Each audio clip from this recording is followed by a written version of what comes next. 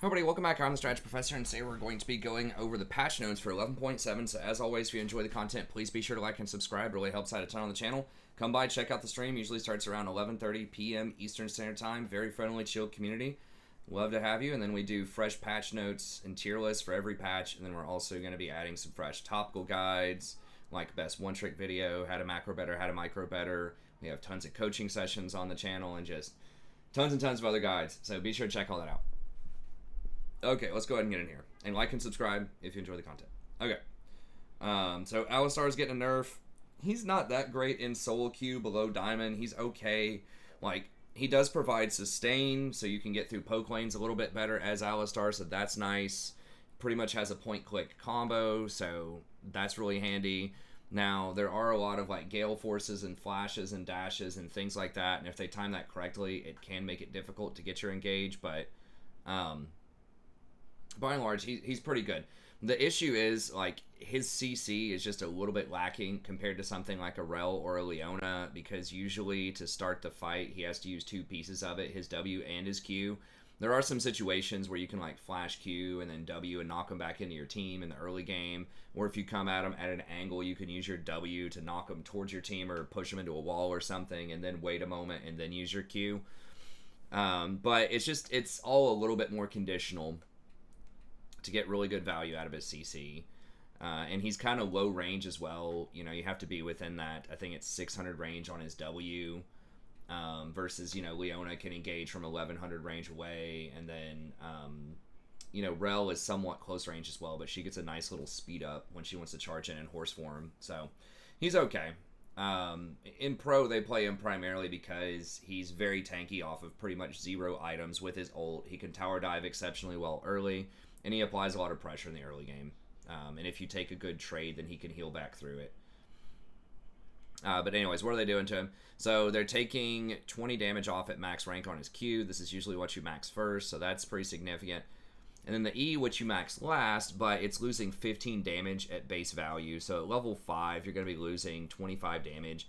And that will hurt some of your all-ins. So he's still going to be playable. It's not going to be, like, completely terrible for him, but he's already like a 50% or so win rate in solo queue, so this will dip him down a little bit, but he's okay. If you can really get those Moby boots and make a ton of plays on the map, and if you can just pray that your ADC is not going to die, then he can definitely take over games. He's probably the best overall roaming support just because he dives so well in the early game, but the problem with those like super heavy roam supports is that you're really opening up your AD carry to die, because most AD carries don't know how to adjust with a roaming support. They just complain about it and possibly die a couple of times and go AFK rather than playing safer in their lane and risk like and losing some CS rather than risking their life in order to make the roam pay off.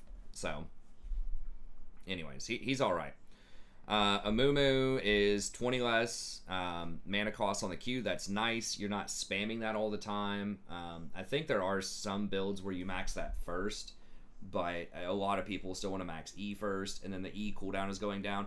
These are okay, but I don't think that's magically going to bring Amumu back into the meta. The big problem, you know, originally with him is they double nerfed his ult pretty much. Like, they reverted one of the changes, so his cooldown is still 150 seconds, which is really long considering he very much wants that for team fights. And then they ended up nerfing the CC duration on it as well. I think they made it 1.5 seconds instead of 2 seconds, which obviously is a big deal. And then they changed it to a root from a stun, so that gives people like more things they can do while they're rooted up, and he was nerfed a bunch of different ways too. I can't even remember all of it, so I don't think that's going to bring him back in. They are nerfing the armor pen item, the last whisper item on 80 carries. We'll talk about that in a second, so that will help all tanks. That'll help him out a little bit, so he'll probably see, you know, maybe 1% or so. So he's probably not that low of a win rate. He's probably like 50 or 51, but I think there probably will be better options. But okay, that's a nice start. Ashe Enchanted Crystal Arrow at later ranks is going down in cooldown, so this is good, but as an ADC, you're probably, or if you play her as support, you're probably not going to be getting to max rank anyways, so realistically in like your late game around level 11, you're going to get 10 seconds off. That's okay. The problem is she just doesn't put out enough damage after they changed her interaction between Gensu's and her passive and Hurricane. So she doesn't like really get a ton of damage off of Gensu's anymore. She's a little lackluster compared to some of the other 80 carries right now. Like, she has good utility, but she is pretty immobile. Like, you can get Gale Force with her, so she's all right, but I think there are going to be better options in a lot of cases. And you've got Braum. Let's go with their buff. They're paying some attention to her. You got Braum 2 seconds lower on the E, and then the knockup duration on the R is going up by a quarter of a second at level 11, which once again, level 16, the third rank, you're not going to see in 90% of your games. But the extra quarter of a second is nice, and then 2 seconds off of your Unbreakable Shield. That means you can, with enough CDR, you can probably cast this twice in a lot of fights. I forgot how long it stays up. I think it stays up for at least 3 seconds. It might be up to 5 seconds on the shield. But you can have some pretty good uptime on that in fights. So Braum's not horrible right now. You almost never see him, but I think he does have like a 50 or 51% win rate. So he's definitely playable in some matchups. Historically, my critique of Braum is that his engage is not that good. You do have your ult, which is nice, and they are making it a little bit better right here. But it's just not a really reliable engage. He's just kind of a peeler tank, sort of like Tom Kench. He just sort of peels and protects. And at that point, I'm just thinking, why would you not just want to play something like Janna or Lulu then? They scale better, and they're also going to be hanging back and peeling and protecting. But I feel like they just have more tools. Now, he is tankier for pro play, which is nice. So it allows you to check bushes easier without getting blown up. And, like, for pro, yes, something like that is better. But in solo queue, I still feel like a Janna or a Lulu is just going to be better in a lot of situations just because they're going to scale a lot harder and the positioning's easier on those champs. So he's okay. I mean, I could be wrong about this. Maybe he does go to like 53% after this. They are nerfing some of the other tank supports, but maybe he starts getting played everywhere in pro. But I think in solo queue, it's probably not going to be that big of a deal. Although if you like Braum, that certainly is going to be good. Okay, Hecarim, they're nerfing the max damage on his E when he's running full speed. Okay, good. He does have a high win rate in solo queue and in pro, so touching him a little bit, this seems pretty fair. It's not nerfing his clear speed. It's not nerfing his sustained damage in fights. It's just nerfing kind of his one-shot potential, particularly in the early game. So I think that's fair. Ivern, sees hardly any pro play, but once you start getting to kind of that mid-elo, I think that's where you see him a lot, kind of in the gold, platinum, low diamond type of area. He can be very good. He's got really tricky clears, like most enchanters. He scales super well over time. He has very cheap items, so he hits his power spike faster. He loves the new jungle items because now he doesn't have to waste time getting a whatever it is, a skirmisher saber or the stalker thing. He doesn't have to pay the 650 gold for the smite anymore, so that's really useful because he hated buying that anyways.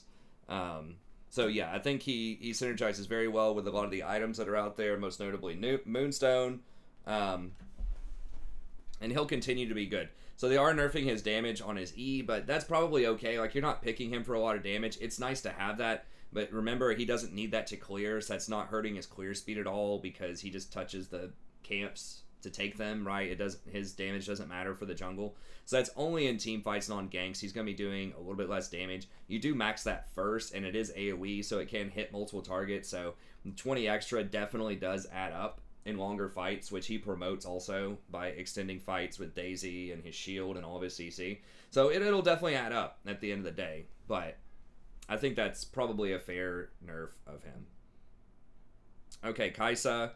Much longer cooldown on the R, especially at level 1. It's 20 seconds more, so that's nice. She's already not, like, doesn't have a super great win rate for the average person in solo queue. She's like a 50% win rate, and I think even in pro, her win rate's not, like, insane.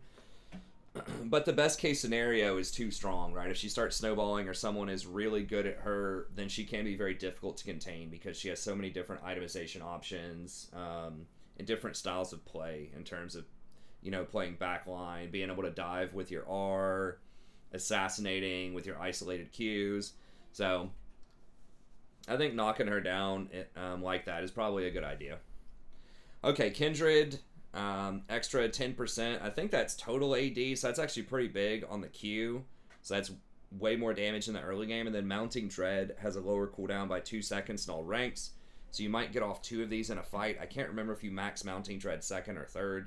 It's been a long time since I played Kindred, but this is nice. They are nerfing a couple of the other jungle champions, like Udyr. Here in a second, we'll see. Spoiler alert. Hecarim, and a few of the other most popular champs. Thank you, dear. Oh, this is a big house. Yeah. Fort thing. Yeah, she was enjoying that. Rory. How about Rory, this fort thing, I just putting a blanket over a bunch of the couch, and I put this chair up on the couch so she can kind of, like, just lay down and play in the fort. But anyway, so I think that's good. She needs to be able to fight early so she can get her marks. It's really important for her to get to those 4 marks so she gets that extra 50 range and she gets to be a real champion. But she scales really well. You see several pro players playing her when she's strong. They were already playing her sometimes. So I think that she is pretty good in the right kinds of comps. So this is nice. I really wasn't sure that she needed a buff, but okay, this is good.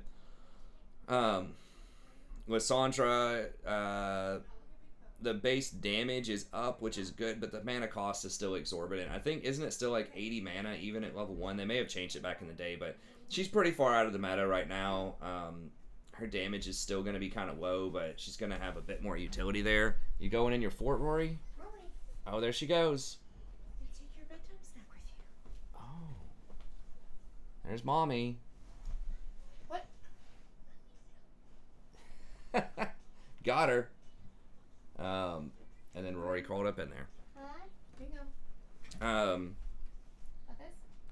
But anyway, so good. That's nice. I don't think it's going to impact the mid lane meta too much. You might see her. There might be some dive comps where you would see her, but I feel like there are probably going to be better options.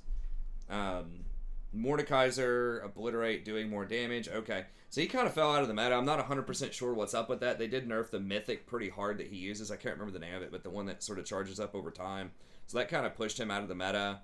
I can't remember if they nerfed Nashers as well. I don't even think he gets Nashers. It's been so long since I've consistently seen this champion, and I think he got some direct nerfs as well, so this is good, but I expect that it'll still be stronger champs most of the time. But that's cool. That's kind of the theme. They're just like tapping some of these unloved champs for the most part, the ones they're buffing, and then they're barely tapping some of the like really powerful ones. So I think that's a good balancing move. Nothing crazy so far.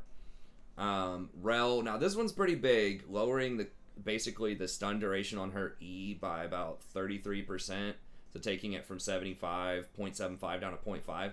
May not seem like a big deal, but the fact that you can hit multiple targets with this, and you often do when you engage into a team fight, and that you can potentially cast it twice in some extended fights, it definitely does add up. So I still think Rell will be playable. She'll be pretty good, but that's definitely going to hurt her a bit. So maybe down like 1%. Teemo, they're buffing up his like on-hit attack speed ability, or like part of his kit, and I really don't like that. I said this on stream, I say it all the time. I think they should emphasize the shrooms because that's the most interesting part of his kit. They should increase the vision on the shrooms, maybe lower the mana cost, just allow you to throw down a lot more shrooms. And if they need to nerf the damage on it or something like that, okay, but I think that would be really cool if he just had a bunch of vision. There's so many ways that you can clear it out now. You know, so many champs are getting sweepers, control wards, and now you've even got stuff like Umbral Glaive. There are a lot of different ways to sort of find his shrooms, but I think they need to just reinvent Teemo as sort of a vision control, zone domination type of champion. And I just don't think that the auto attack and kite is really like his style. I mean, he does have blind, which is good. If they want to do that, they just need to give him 25 extra range on his autos. I think just make him 525. But I just think it's harder to balance that because then he can be such a bully in the laning phase. But they just need to clarify, what is his purpose? What is he trying to do? Like, it's cool that he has multiple builds, but they're having to balance around both of those builds, and then both of them are kind of falling a little bit flat because of that, I think. Okay, so you're getting 5 seconds of bonus attack speed from your passive, and then your toxic shot is doing a little bit of extra on-hit damage, up to 5 at max level. The extra bonus attack speed duration is, I mean, that is pretty nice for some extended fights. So That will be handy. So I guess you could rush Nashers on him, and then I don't know what else, honestly. But anyways, he's okay. He's probably got like a 50% win rate. It's not like he's unplayable, but he just seems to perform really badly in a lot of the games that I remember. Okay, Thresh. They're lowering the shield by 40 at max rank, which is massive. This is what you max second typically as your W, so that is a really, really big nerf to the shield. But I think he'll still be pretty good. Like, you can still save people with the shield. You still have your, your hooks, your flays, your ultimate, so he'll still be good, but this might bring him down like maybe 1%. It's going to make his most popular build where you would actually get Redemption second and get a little bit of extra healing and shielding, and I think they were going Revitalize as well. So you would go like Locket, Redemption with Revitalize, and then that also affected Thresh's W. So they're just making kind of his Enchanter-esque type of build a little bit worse, which is probably okay.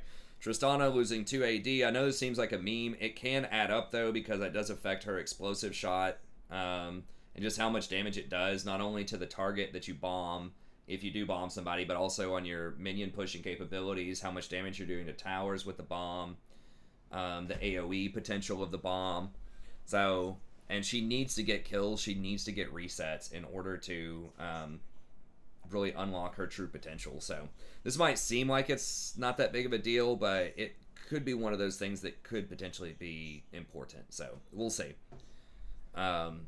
Udyr, same drill. I think this matters less on Udyr because so much of his damage is magic if he goes for Phoenix Stance, which is what he's going to go for.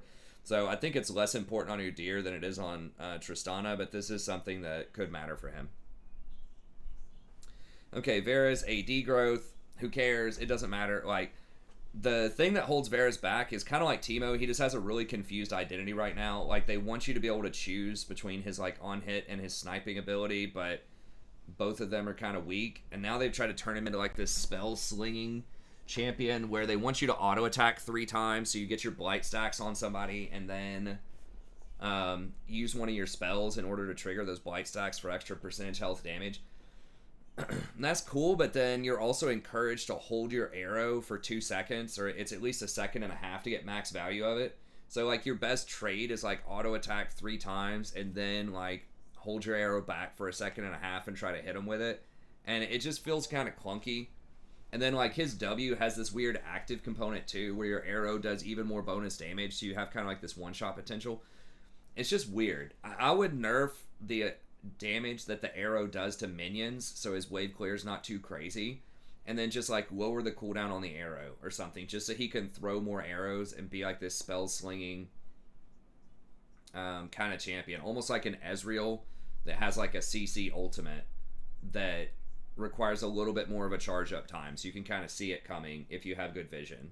So yeah, I would just like to see him be more of a poke champ with that CC to protect him. I think that's the most interesting aspect of his build. Or if they want him to be the spell slinger, whenever he triggers Blight, he needs to get something like extra movement speed so that he can actually kite and run around, because right now he has no mobility, and so trying to position well enough to get 3 autos and then, land your abilities for the extra damage can sometimes be pretty dangerous. So, anyways, it's cool they're giving him a little bit, but they just need to clarify his identity. Okay, Yasuo, extra growth, who cares, not gonna matter. Yorick. Now, this one is kind of interesting. I haven't played Yorick in a long time, and I don't even know if I've ever played new Yorick. I played, like, really old-school Yorick back in the day sometimes, but you just don't see this champion that much. This sounds really good, though. So when he throws his E on you, which is like that black goo that splashes you and makes all of the little minions jump to you, it looks like they now do 200% damage when they leap to the marked target or enemy champion. Okay, so I guess it's just their first hit when they land does 200% damage. That's still a lot of burst. That's a lot of burst if there's like 3 or 4 of those things running around. And then marked champions with the E continuously awaken nearby graves. So whenever you hit people with Q, I think it's Q, that puts graves in the ground, you're going to get more minions. So typically, I can't remember all the mechanics, but to me this says if you're consistently hitting your E's, you're going to spawn a hell of a lot more of these little minions on them, and they're going to jump to people and do a lot more damage. So I think this is a pretty big buff, potentially, for Yorick. Now, I don't know what his win rate is offhand. I don't know how he stacks up against, like, Darius and Garrett in the top lane, but I feel like he definitely has the potential, especially at gold and lower, where people just aren't going to know what he does. I mean, hell, I don't know what he does, and I do patch notes and tier lists every patch, right? And I was Diamond 3 last season. So, I don't know. But I think he does have that element of surprise, and I think he's probably a little bit better than most people are giving him credit for right now. So, these are definitely really good changes. Okay. Essence Reaver, so it costs 100 less gold, but you get 10 extra attack damage. So attack damage is 35 gold each.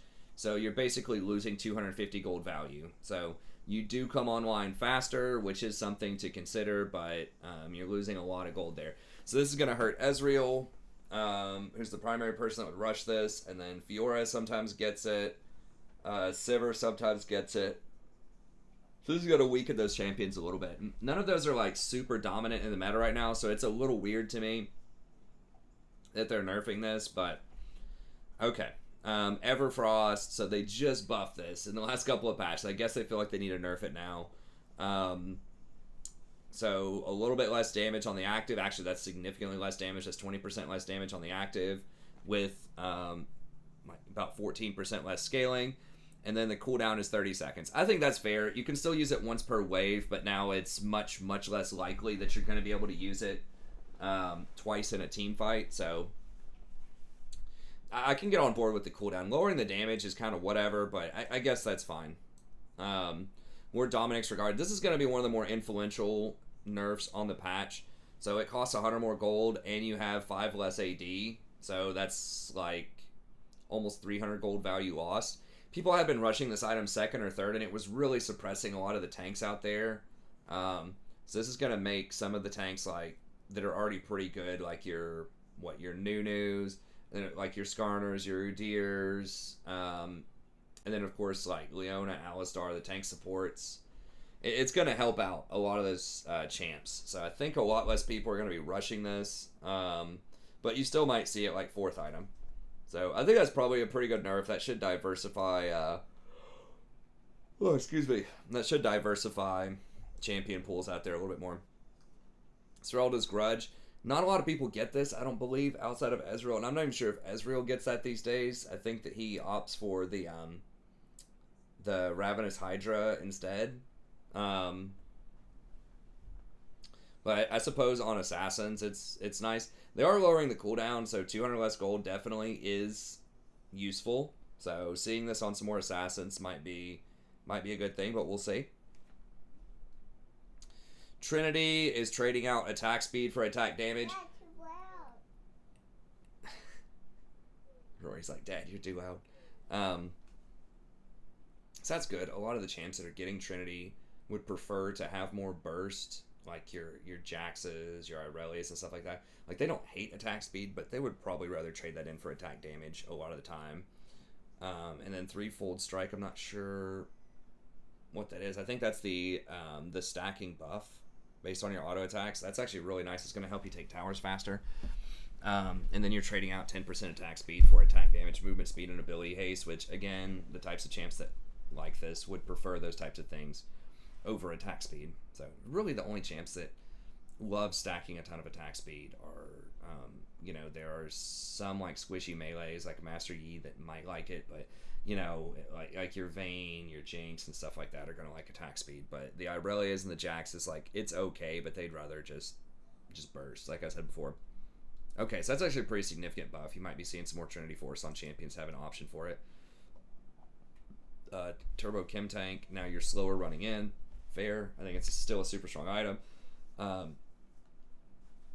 You should still be able to get on somebody by the time you activate this, unless they're like, you're running halfway across the map with this active trying to get to them. I think that you're still going to be able to accomplish your mission of getting in there.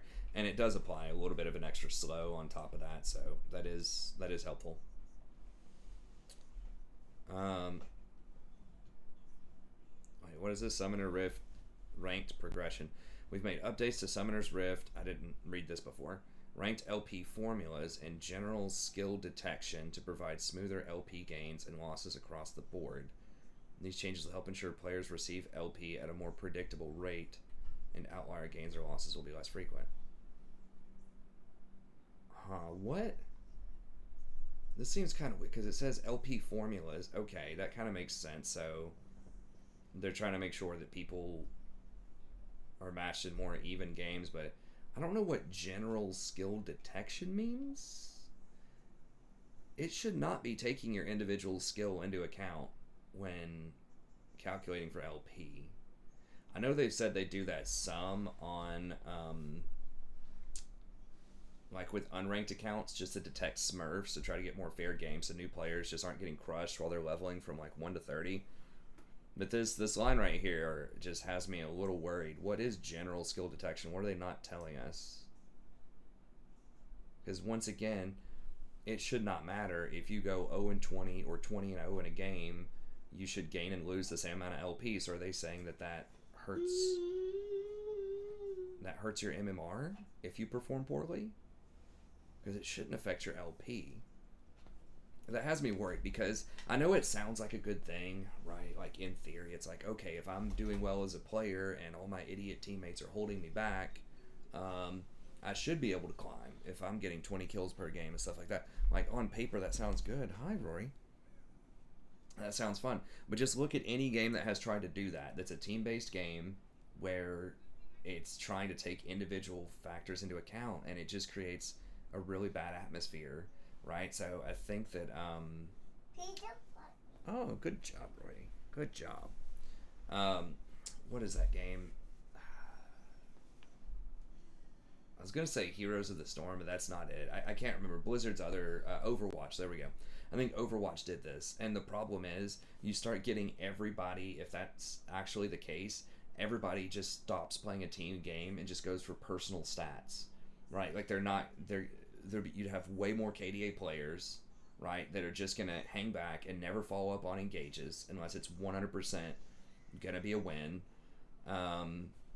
And, you know, they're just going to be... You'd have way less support players than there already are because a lot of people don't think that support is good for climbing.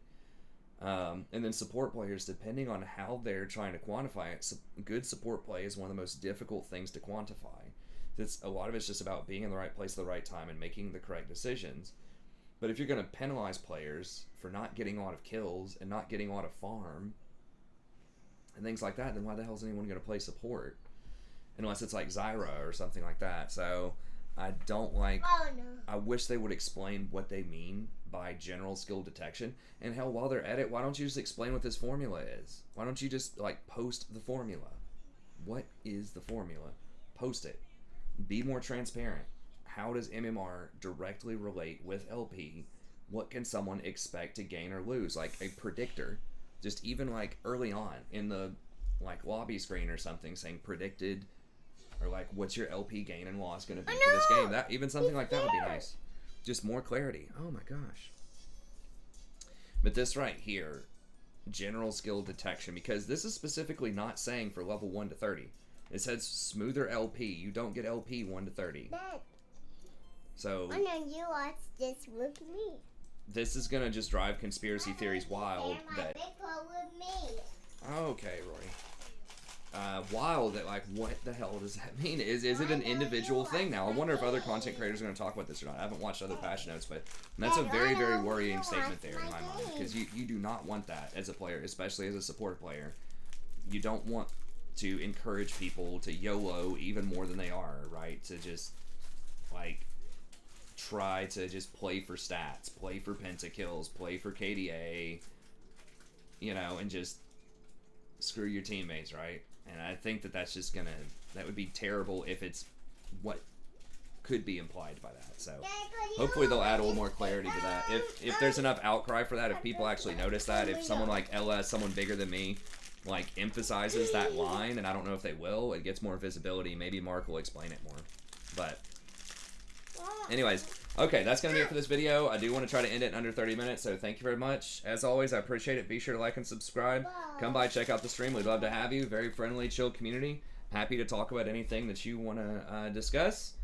And I'll see you next time. Have a good day.